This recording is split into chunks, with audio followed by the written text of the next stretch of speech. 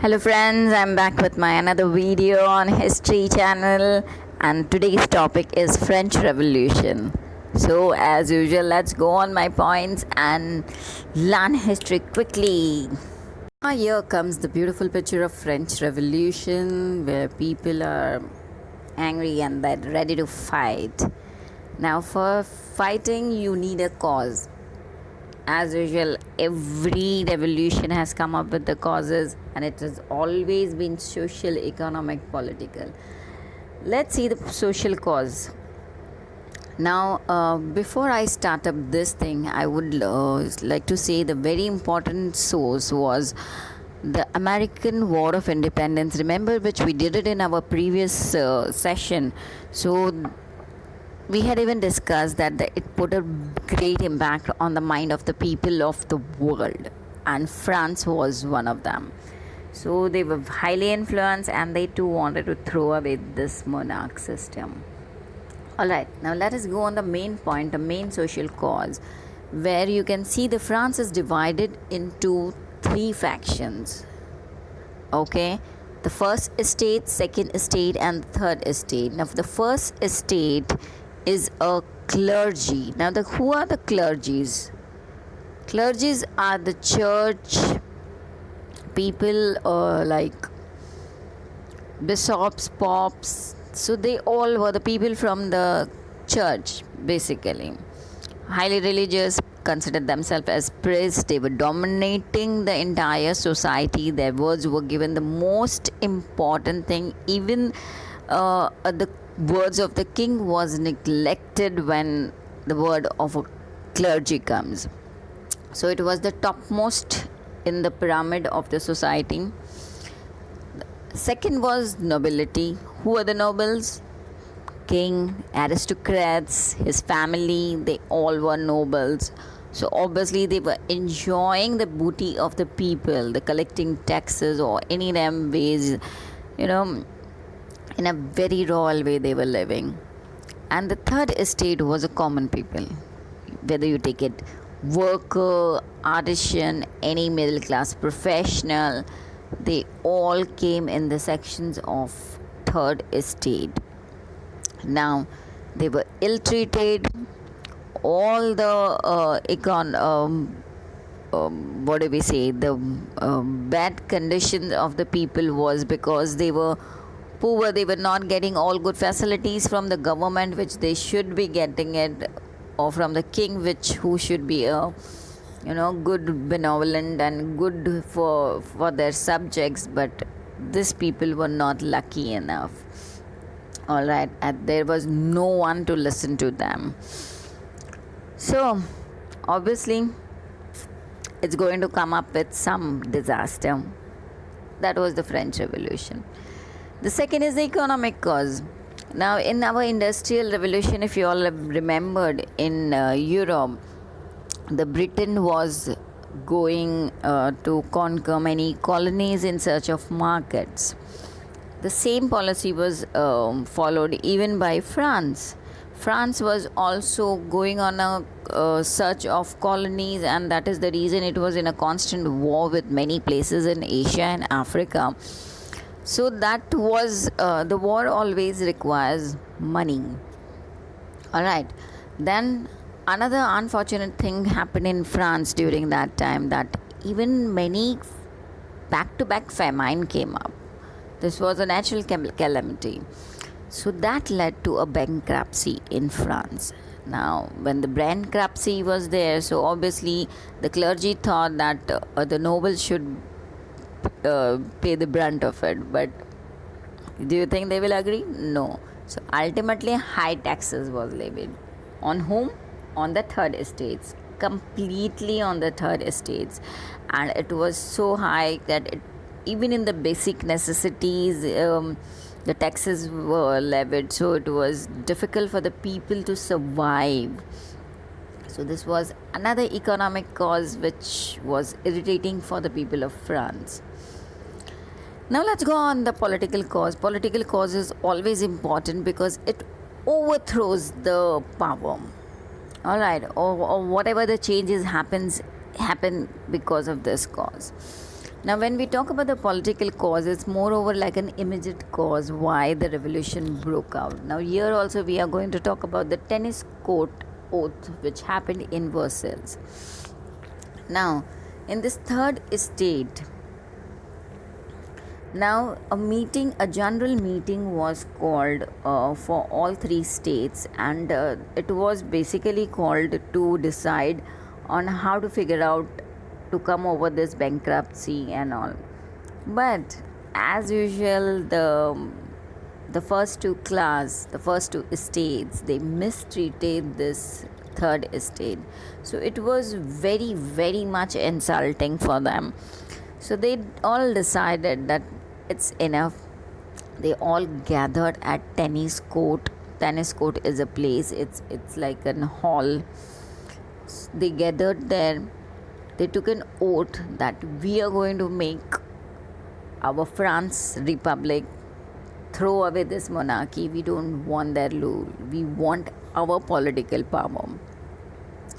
And that is why this incident is known as tennis court oath. You can see a picture out here. Now this is a tennis court, this hall you can say, and here people had gathered to take an oath.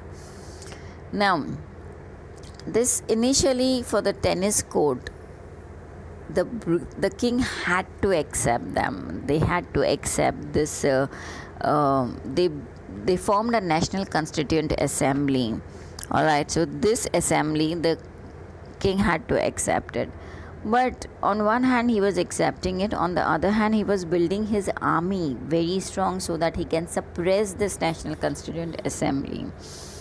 So, what will happen then? Obviously, again the protest is going to happen. Now, a very bad thing the king did was he arrested a finance minister of him. Now, this finance minister was a good one. He was favoring the third common people, the third estate. So, the king put him into the prison. Now, the Bastille was a prison. Okay, it was more of a political prisoner. So it was that is the reason it had more importance. So the people went and attacked Bastille.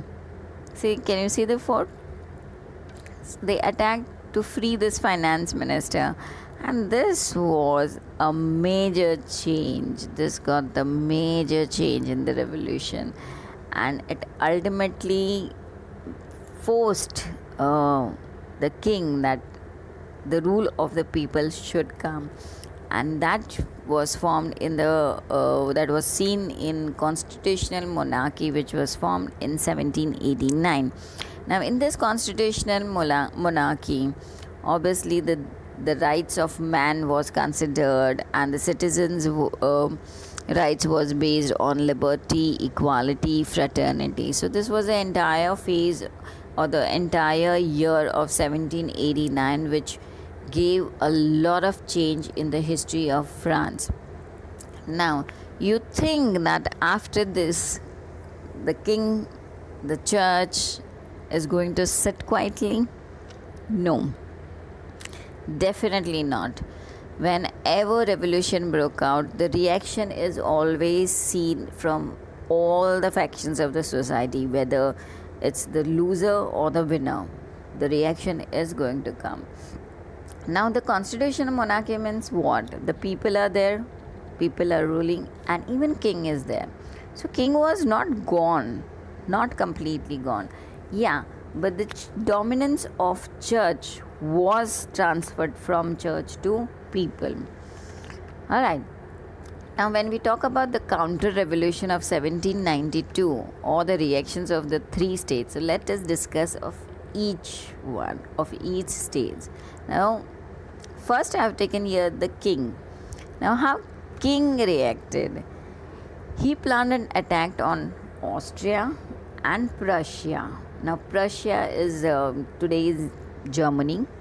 All right, so he thought that Austria and Prussia will get under my control, and with the help of these two states or these two countries, I will restore the monarchy in my country, that's in France. All right, that was his plan. Secondly, now let's go on the Roman Church, the people of Church. So, Roman Emperor Leopold II was ruling at that time. So he planned that the France have done a bad thing by throwing us out, throwing our rule out. So to restore our rule again, or restore our position of church in France, we have to invade it. So this was the plan of the Roman. Then comes the people point of view. People were smart and they went two steps ahead of the king and the Roman church. They directly went to the palace in Paris. They went to the palace of the king, captured the king and his wife. They not only imprisoned them, but they even guillotined them. Ultimately, they killed them. And that's how they got an end to the monarchy. That's enough is enough. Now we are going to be a republic. All right. Now they became republic. They it's totally people's rule. Now, but what next? Who became the ruler? It was the Napoleon came up with an army, and that army basically helped to overthrow this monarch system. All right. So he was the general of the army. So he started ruling over the France, and initially it was moreover like a dictator, because it had always been one power went, another power came. So that mentality was still there, and Napoleon took an advantage of it.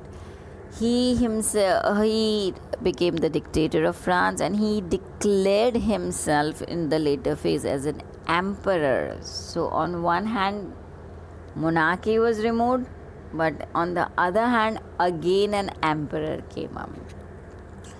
He expanded France. Many wars he went through. In a way, it was beneficial. In a way, it was not. So nobody is happy when there is a dictatorship, because in that you have to listen to that one person who is ruling. It's not a voice of the people. But anyways, the Napoleon even came up with many changes in civic life, in the economy, education. So ultimately, the French Revolution was they fought with monarchs, the kings and all the church. But what happened? They landed in dictatorship of Napoleon, and this was ultimately ended when many European countries, they got united, like France, Britain, and then they threw away Napoleon Bonaparte. They defeated him in the last battle of Waterloo, and that's how it ended. All right. So if you like my video, you know what to do. Like, share and subscribe. Don't forget to do that. So see you in my next video. Bye. Have fun.